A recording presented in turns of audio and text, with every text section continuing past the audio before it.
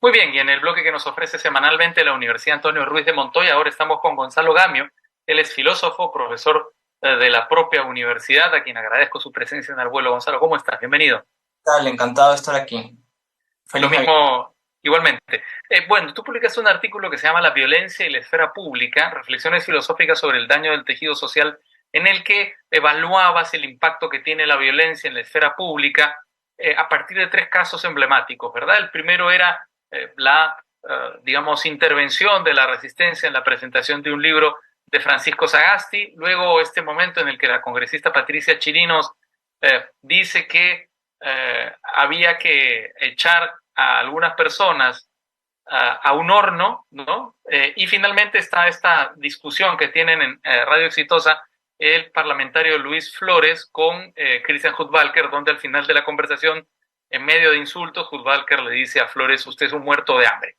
Ahora, estas son tres formas de violencia que fueron muy, digamos, conocidas en nuestro país y que tú analizas con mucha precisión en este artículo, pero que se ha quedado un poco corto, digamos, y lo estábamos conversando antes de salir al aire, porque la realidad, la violencia que ha presentado la realidad en las últimas 2 semanas ha superado estos tres ejemplos y ha incluido 27 muertos, es decir, hemos llegado a unos niveles realmente terribles en nuestro país de violencia.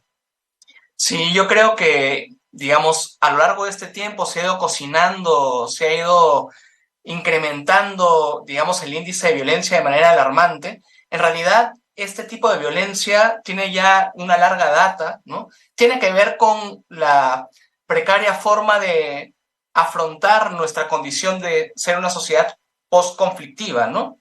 Tomando Sí. en cuenta el conflicto armado interno, ¿no? Y efectivamente, este tipo de situaciones y la que estamos viviendo revelan no solamente que tenemos grandes dificultades para comprendernos a partir de un proyecto común, un proyecto de nación, un proyecto de comunidad política democrática, sino que incluso tenemos dificultades para proyectarnos empáticamente en los demás, en quienes piensan distinto, en quienes tienen un origen social distinto o son usuarios de una cultura diferente. Entonces, no es solamente ya la ausencia de un proyecto común, sino las dificultades enormes para ponernos en el lugar de los otros. Mm. O sea, lo que tú me dices es que estas heridas que produjo el conflicto en nuestro país de los años del terrorismo no las enfrentamos y no las cauterizamos, sino que las echamos debajo de la alfombra.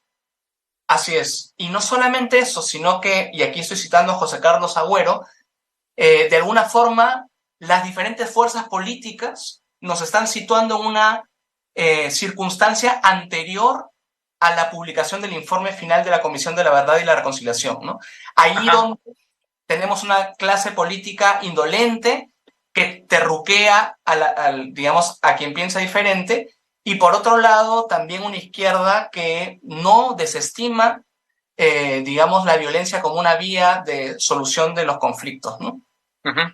O sea, lo que tenemos es el mismo fermento, el mismo caldo de cultivo que había por ese tiempo, pero lo vamos manejando de una manera distinta. Es decir, hasta estas últimas 3 semanas no era a través de la violencia física, sino sublimándola a través de la violencia verbal, del desprecio al distinto, ¿no? Yo creo que esos son un poco los mecanismos que se han venido imponiendo en los últimos años. Así es. Sí, por eso en el artículo yo evoco los estudios de Galtung, ¿no? Estos tres tipos de violencia, ¿no?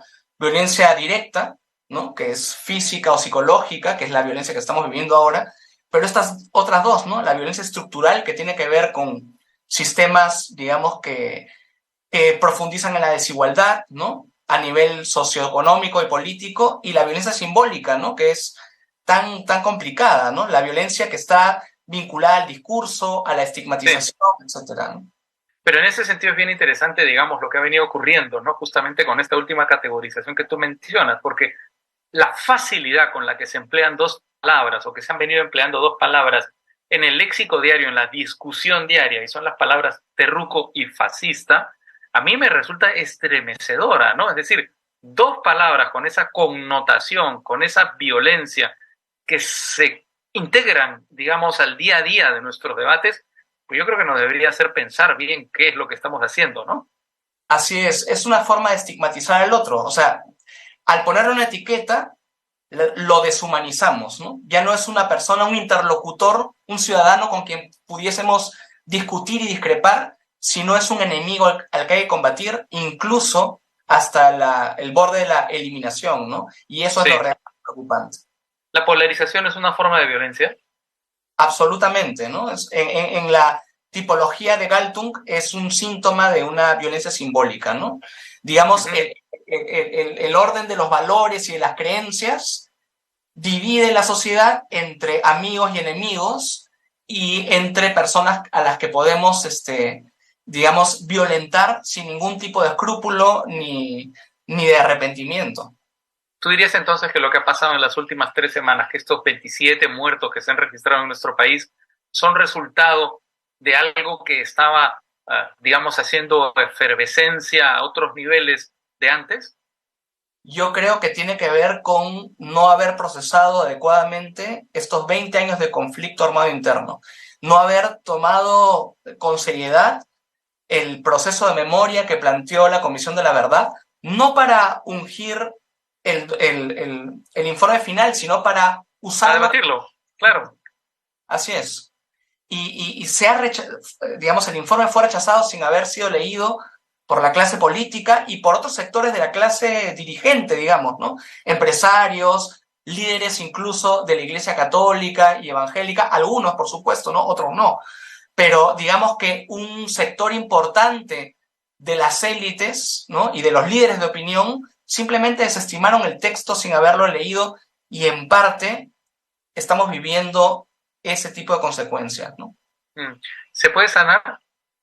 Por supuesto que sí. O sea, siempre hay espacio para reencontrarnos, pero para eso tenemos que escucharnos y considerar que el diálogo es una opción. El problema cuando estigmatizamos al otro es que no reconocemos la necesidad de escucharlo. Y ese es un problema muy hondo, muy grave.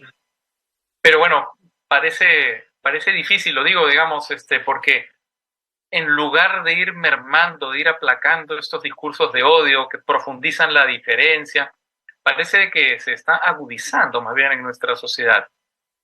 Así es. Probablemente lo que tendríamos que hacer es que ministros y otras autoridades políticas pudiesen ir a estas zonas, digamos, golpeadas por la violencia y hablar con la gente, ¿no?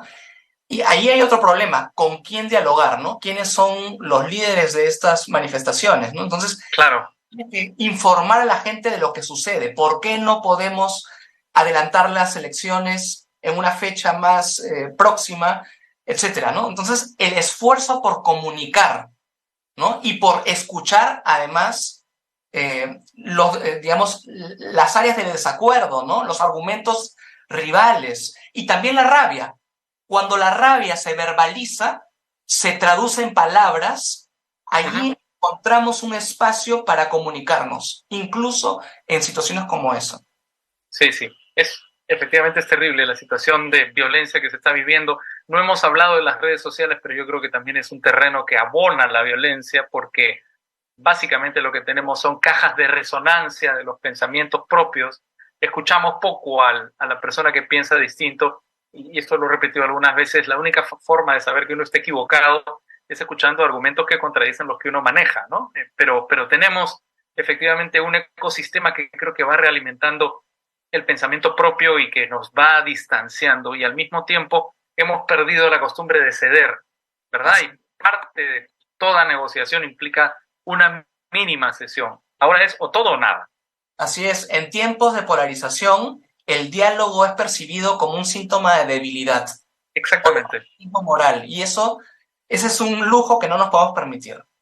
De acuerdo, Gonzalo Gambio. Filósofo, profesor de la Universidad Antonio Ruiz de Montoya. Ha sido un placer conversar contigo sobre este tema que nunca perderá actualidad. Igualmente, con mucho gusto. Un gran abrazo, hasta pronto y feliz año nuevo. Gracias, igualmente. Hasta luego.